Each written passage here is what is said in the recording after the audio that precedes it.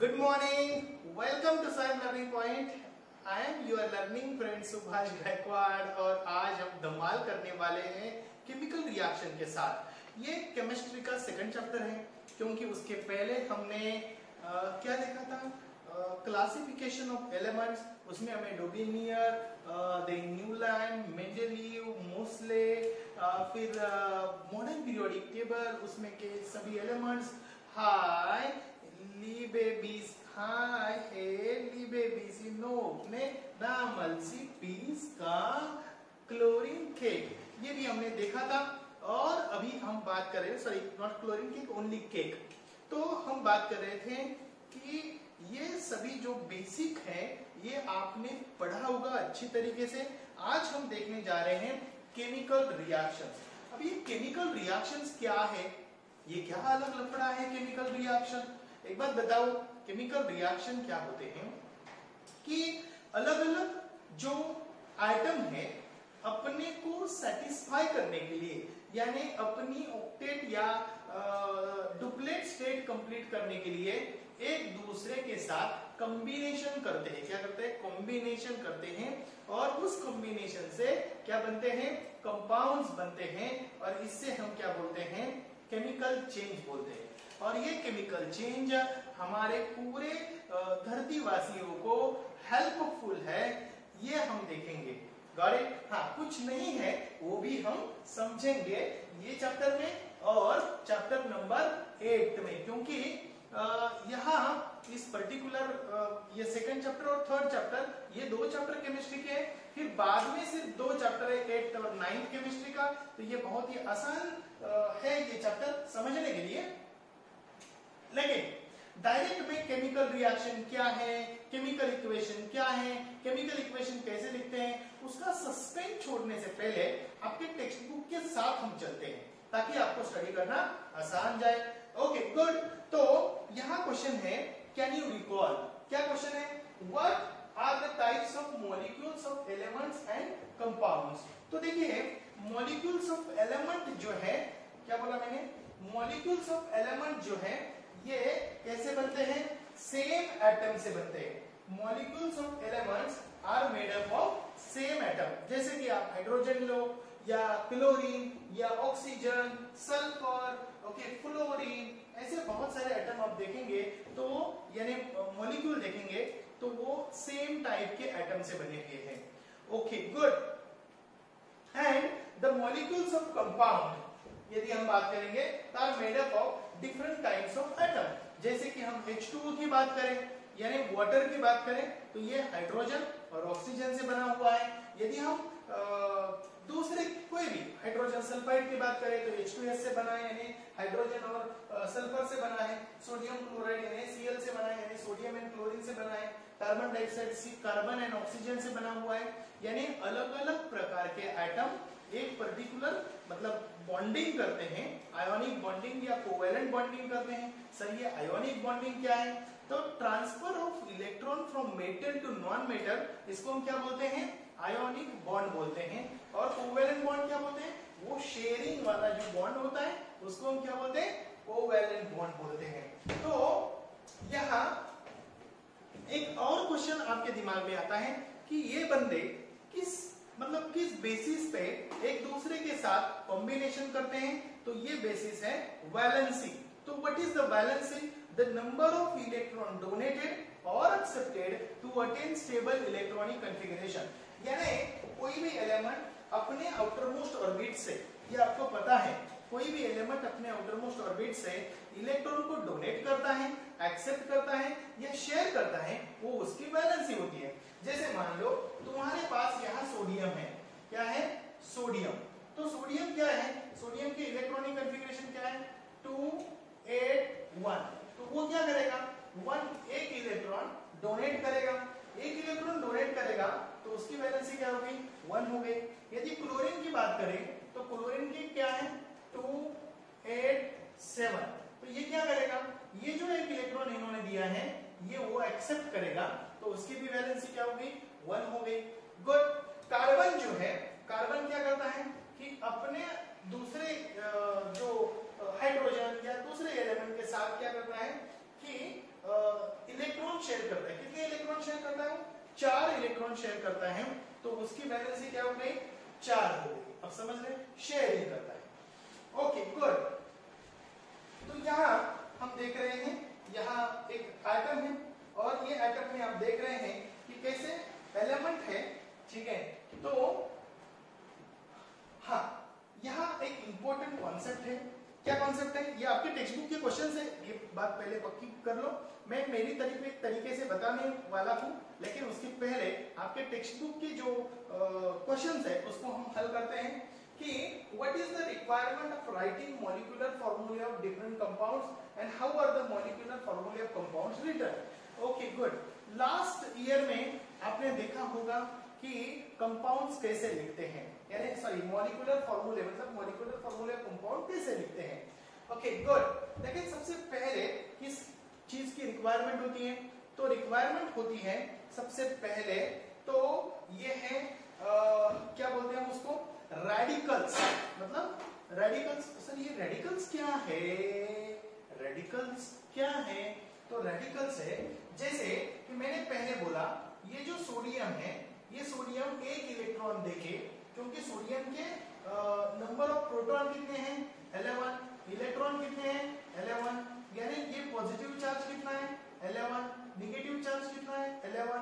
अभी इसमें से वो एक इलेक्ट्रॉन को डोनेट करेगा तो नेगेटिव चार्ज कितना रहेगा? 10। और पॉजिटिव चार्ज कितना रहेगा? 1। यानी पॉजिटिव चार्ज क्या होगा? बढ़ेगा। इसका मतलब ये रेडिकल फॉर्म हो गया, सोडियम पॉजिटिव रेडिकल। वैसे क्लोरीन, जब क्लोरीन के आउटर मोस्ट ऑर्बिट में कितने इलेक्ट्रॉन है? 17 इलेक्ट्रॉन है, मतलब टोटल 17 इलेक्ट्रॉन है, 17 प्रोटॉन है। जैसे कि एक इलेक्ट्रॉन बढ़ जाता है तो वो क्या बन जाता है? एक निगेटिव बन जाता है, ये भी रेडिकल बन गया। यानी पॉजिटिव रेडिकल और निगेटिव रेडिकल की जरूरत होती है। यानी और रेडिकल यानी सिंबल ऑफ रेडिकल, हम क्या बोलेंगे उसको? What is the requirement is? Requirement is symbol of radicals and their valency. Valency की क्यों जरूरत है? जैसे कि अभी सोडियम क्लोरीन, सोडियम क्लोराइड हमें लिखना है, तो सोडियम की वैलेंसी क्या है? 1 और क्लोरीन की वैलेंसी क्या है? 1। तो हम क्या लिखेंगे? Sodium chloride. Oh good. Sodium sulphate लिखना है, क्या लिखना है? Sodium sulphate. तो सोडियम की वैलेंसी क्या है? 1 और सल्फेट की वैलेंसी क्या है? 2। तो सल्फेट की वैलेंसी 2 है और क्लोरीन की वैलेंसी, सोडियम की वैलेंसी कितनी है? 1 है। तो इसकी वैलेंसी इसके बेस पे लिखेंगे। ओके, इसके बेस पे लिखेंगे 1 और इसके बेस पे लिखेंगे 2। तो ये फॉर्मूला बनेगा Na2SO4। क्या समझ आ गया आपको? सर और जरा बताओ, जैसे कि मैग्नीशियम की बात करें तो मैग्नीशियम के आउटर मोस्ट ऑर्बिट में और क्लोरीन के आउटर मोस्ट ऑर्बिट में कितने इलेक्ट्रॉन हैं? तो मैग्नीशियम के आउटर मोस्ट ऑर्बिट में 2 है, लेकिन और इसके ऑर्बिट में 1 है। तो ये इसके बेस पे लिखेगा, ये इसके बेस पे लिखेंगे, तो यहां लिखेंगे MgCl2। क्या लिखेंगे? MgCl2। बात समझ में आ गई? पते की बात है, लास्ट ईयर में हमने ये पढ़ा है, बस आपको रिवाइज किया। हाँ, तो symbols of radicals are written and the valency of the two elements are written as a subscript on the right of the symbol of the ion by cross multiplication of valency, जो कि मैंने आपको cross multiplication करके पहले ही बता दिया है।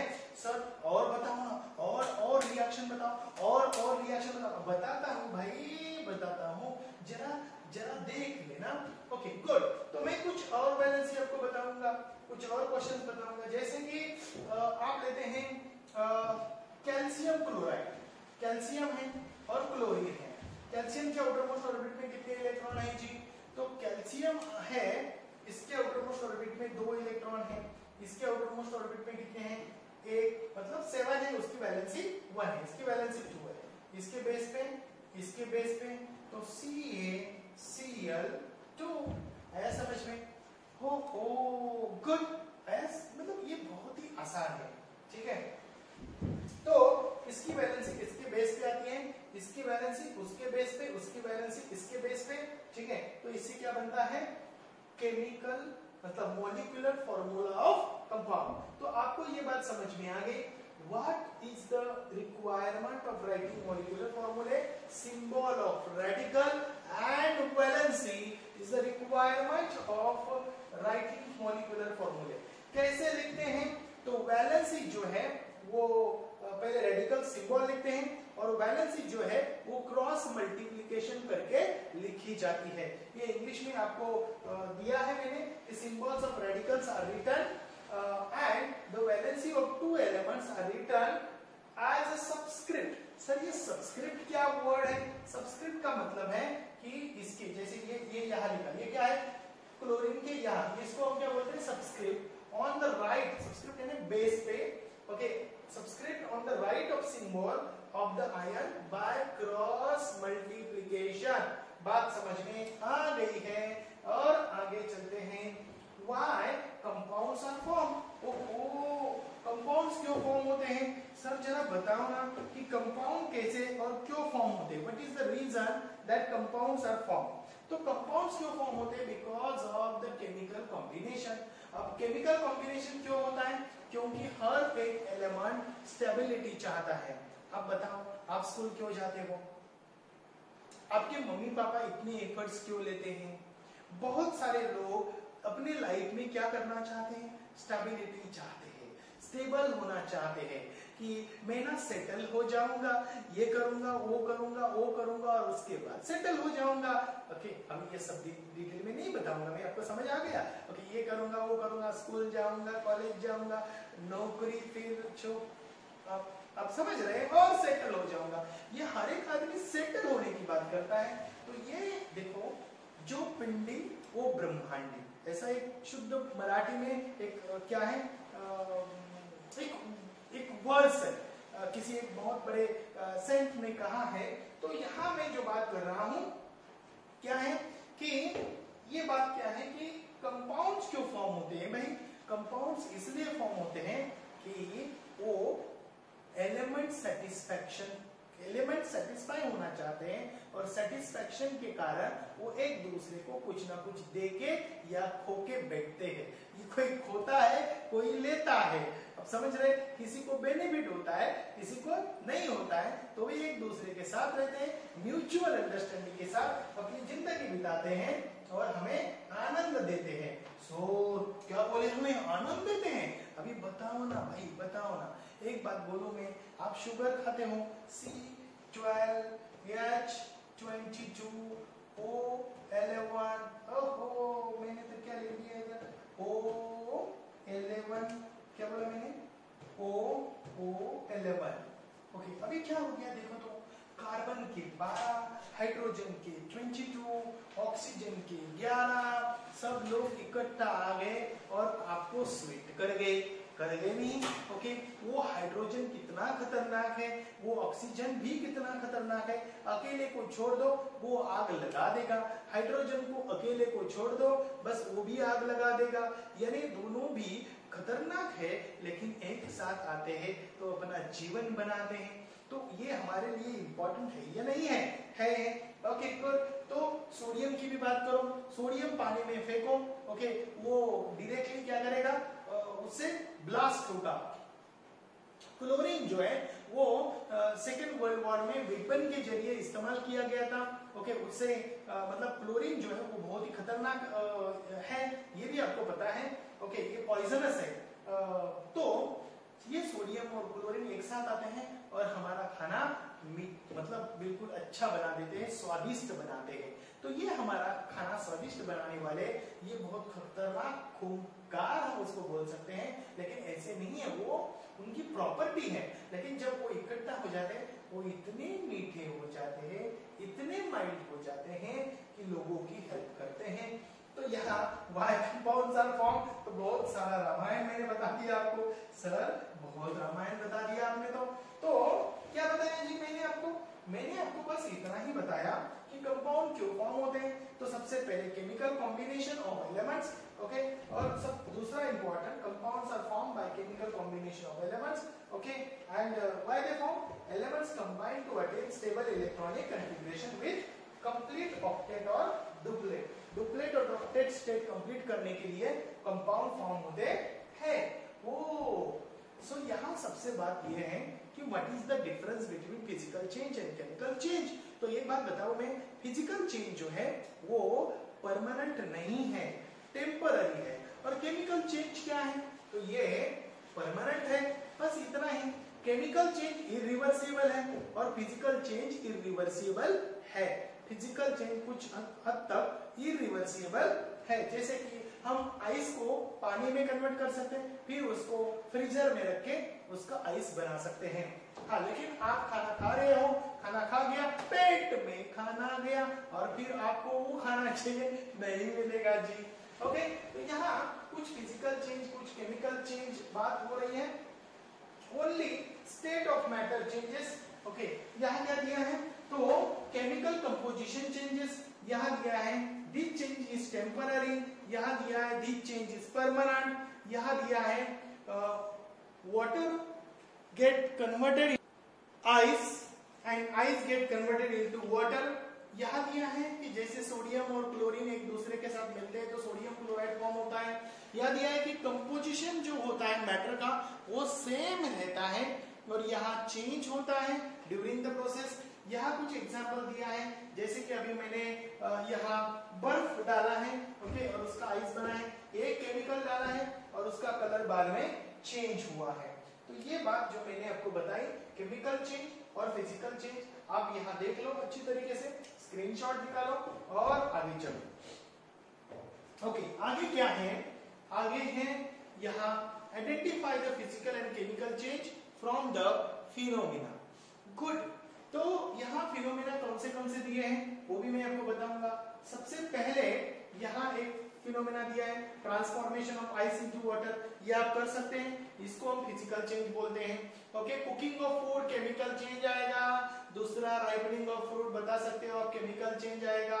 Milk turn into curd, आपको समझ में आएगा ये क्या है, chemical change. Evaporation of water, ये physical change. Digestion of food, chemical change. Size reduction of naphtha balls expose to air. Naphtha ball यानी वो जो हम नेप्थलीन के जो बॉल होते हैं, नेप्थलीन जो हम टॉयलेट वॉशरूम ये अलग अलग जगह पे रखते हैं। ओके, तो ये क्या है, ये भी केमिकल चेंज है।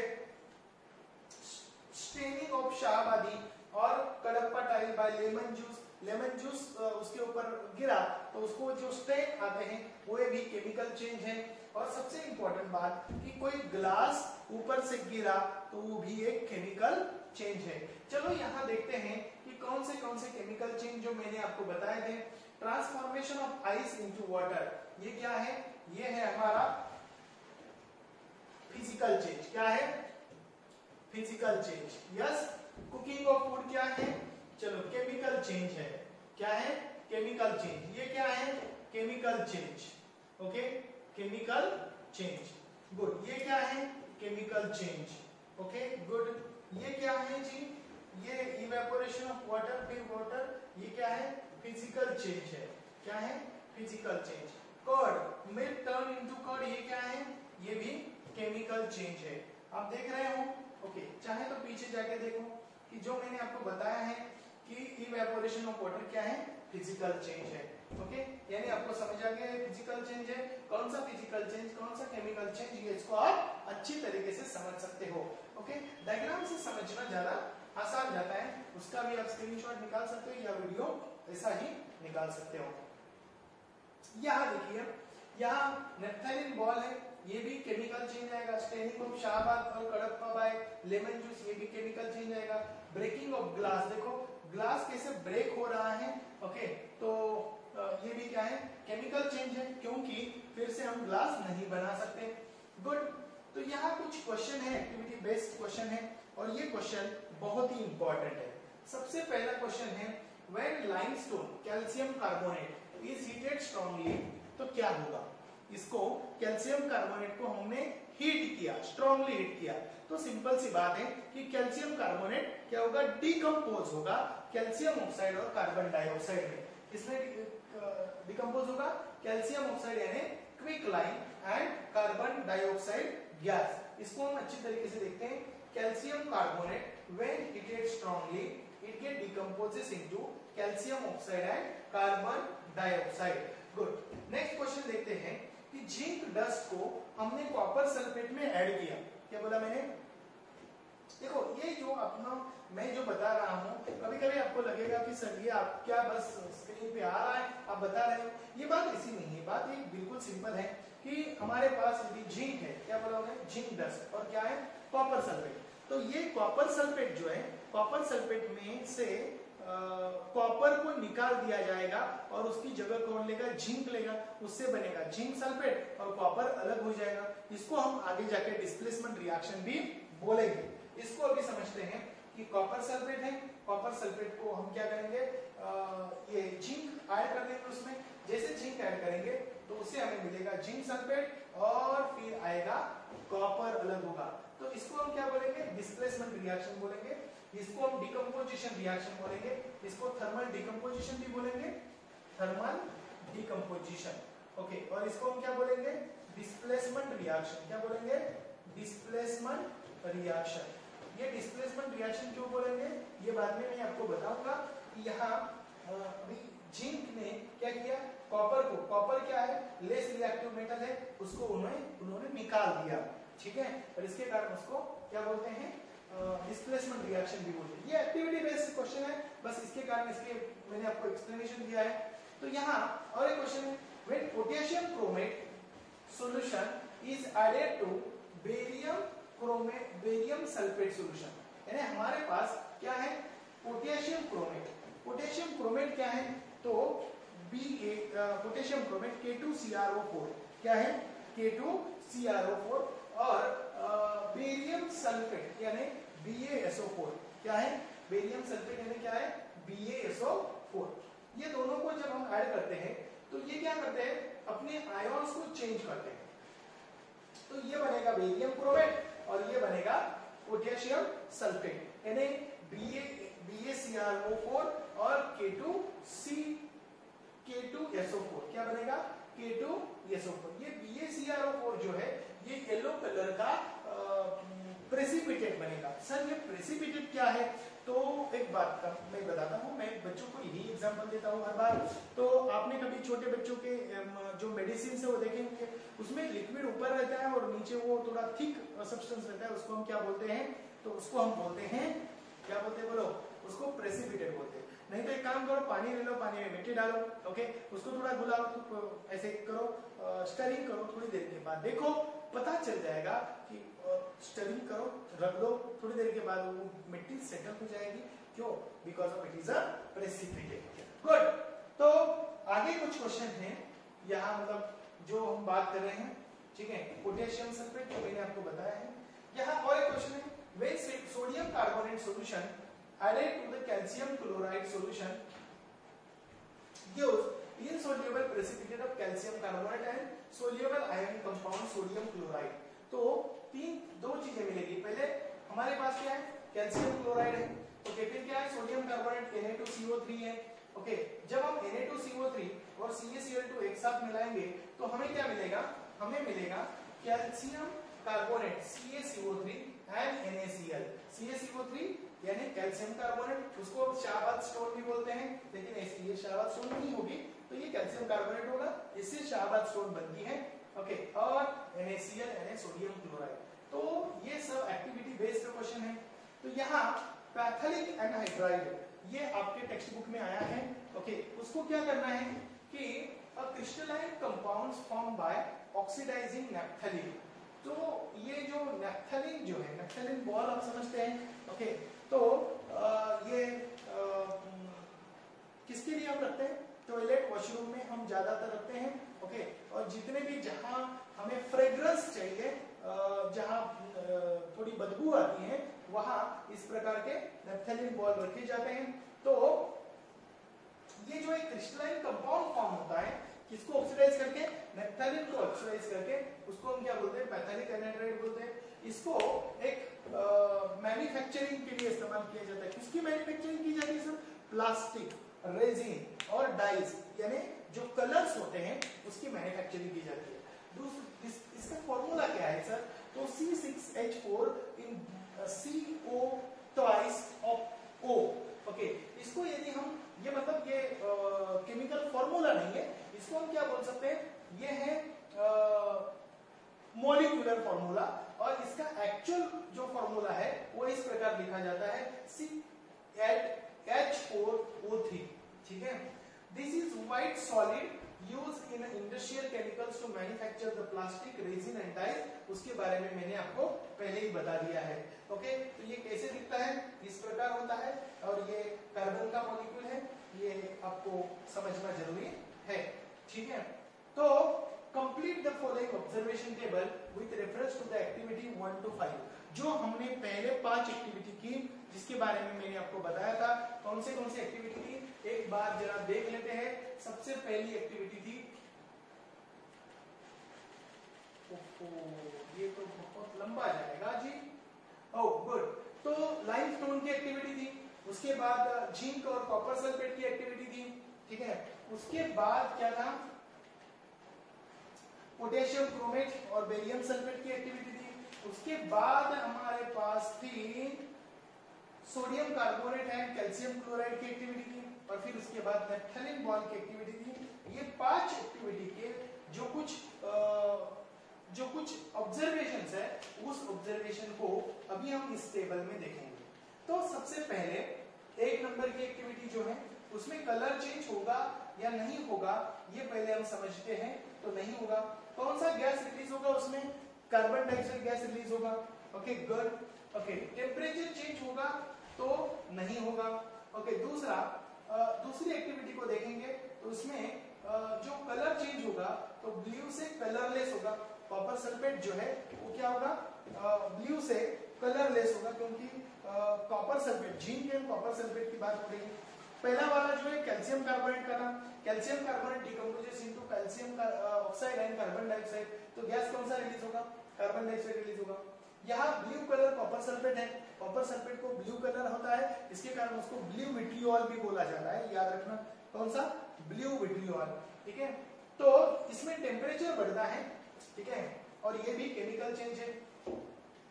तीसरा वाला जो है, ये सबसे इंपॉर्टेंट है, कलर चेंज कौन सा होता है कि बेरियम सल्फेट जो है, तो बेरियम सल्फेट जब पोटेशियम क्रोमेट के साथ रिएक्ट होता है तो बेरियम क्रोमेट फॉर्म होता है, और वो बेरियम क्रोमेट जो है वो येलो कलर का प्रेसिपिटेट है। ओके, और इसमें भी टेम्परेचर इंक्रीज होता है, ये भी केमिकल चेंज है। चौथा वाला जो चेंज है, इसमें जो कलर फॉर्म होता है, वो कलर कौन सा है, तो व्हाइट कलर फॉर्म होता है। इसका मतलब जो कलर चेंज होता है कॉम्बिनेशन का, calcium carbonate and sodium chloride form होता है, और ये भी, इसमें भी टेम्परेचर इंक्रीज होता है, ये भी केमिकल चेंज है। और दूसरा वाला जो है, इसमें कि ये केमिकल चेंज नहीं है, इसमें कलर चेंज नहीं होता है, और ये केमिकल चेंज नहीं है। कौन सा, नेप्थलीन बॉल वाला जो एग्जांपल है, उसमें केमिकल चेंज नहीं है, इसको हम क्या बोलेंगे, इसको हम बोलते हैं फिजिकल चेंज। तो इसके बाद आज हम देखने वाले हैं what are the chemical reactions. अभी तक हमने जो देखा वो बेसिक कॉन्सेप्ट है।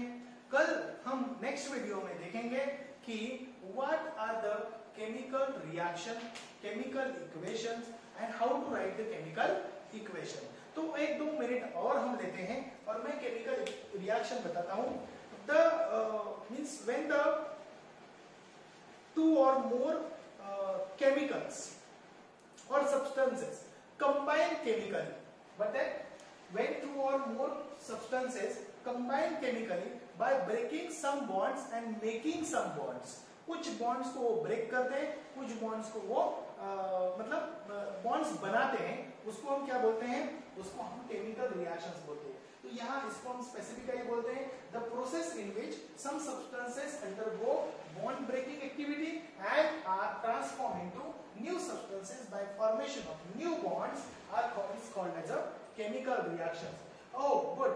तो जैसे कि कोल को बर्न किया जाता है, जैसे कोल को कैसे बर्न किया जाता है, कार्बन। ओके, जब हम बर्न करते हैं तो उससे क्या मिलता है, बोलो तो, उससे मिलता है कार्बन डाइऑक्साइड या carbon monoxide, depend on how you are burning the coal, with less amount of oxygen or with a greater amount of oxygen, ठीक है। तो केमिकल इक्वेशन क्या होता है, the representation of chemical reaction with the help of chemical formulae and their symbols are called as a chemical equation. Representation of chemical reaction, क्या बोला मैंने, representation of chemical reaction with the help of chemical फॉर्मूले। Chemical reaction, जो हम chemical reaction यहाँ मैंने बोला, chemical reaction exactly क्या है, तो बॉन्ड ब्रेकिंग एक्टिविटी। क्या है? बॉन्ड ब्रेकिंग एक्टिविटी एंड फिर bond formation activity. New bond form होते हैं और जो प्रीवियस बॉन्ड है वो ब्रेक होते हैं। हर बार बॉन्ड ब्रेक होते ही ऐसा नहीं होता है। जैसे कि कार्बन और ऑक्सीजन एक साथ इकट्ठा हो गए तो क्या हो गया? कार्बन डाइऑक्साइड बन गया। ठीक है, हाँ, तो इसको हम समझ गए कि केमिकल रिएक्शन क्या होता है। इस केमिकल रिएक्शन को हम रिप्रेजेंट करने के लिए क्या क्या इस्तेमाल करेंगे? केमिकल फॉर्मूला और सिंबल्स। मतलब केमिकल फॉर्मूला और उसके सिंबल्स इस्तेमाल करेंगे और कुछ जो साइंस इस्तेमाल करेंगे और फिर उसको लिखेंगे। उसको हम क्या बोलेंगे? Chemical equation. So what is the chemical equation? The representation of chemical reaction with the help of chemical formula by using the symbols and some science called as a chemical equation. यहाँ एक activity दी है, एक कोल को हमने burn किया है, okay, और इससे हमें क्या मिला है? कार्बन डाइऑक्साइड मिला है। ये कैसे पता चलेगा? यहाँ इसको बर्न किया और फिर इसको याद रखा, इस इधर जो कार्बन डाइऑक्साइड फॉर्म होगा इसमें हम जो टेस्ट करेंगे तो टेस्ट करने के बाद पता चलेगा कि what there is a carbon dioxide. Why? Because carbon dioxide is means fire extinguisher. आपको पता है carbon dioxide is called as a fire extinguisher, it extinguish the fire. Okay, good. तो ये जो नेक्स्ट टॉपिक है वर्ड इक्वेशन कैसे होता है, तो इस प्रकार होता है aqueous solution of copper sulphate और फिर जिंक डस्ट और फिर उसके बाद हमें मिलता है aqueous solution of zinc sulphate and उसके बाद मिलता है कॉपर। ये रिएक्शन ऑलरेडी हमने पहले ही देख ली है, पहले ही हमें पता है कि यहाँ हम क्या लिखते हैं? कॉपर सल्फेट, कॉपर सल्फेट क्या है? CuSO4। क्या है? CuSO4 plus zinc, it gives ZnSO4 plus copper. Got it?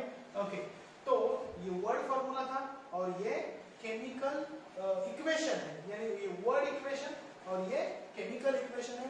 इस इक्वेशन को कैसे लिखते हैं, कैसे बैलेंस करते हैं और टाइप्स ऑफ केमिकल रिएक्शन, ये सब हम नेक्स्ट लेक्चर में पढ़ेंगे। तब तक के लिए धन्यवाद, बाय बाय।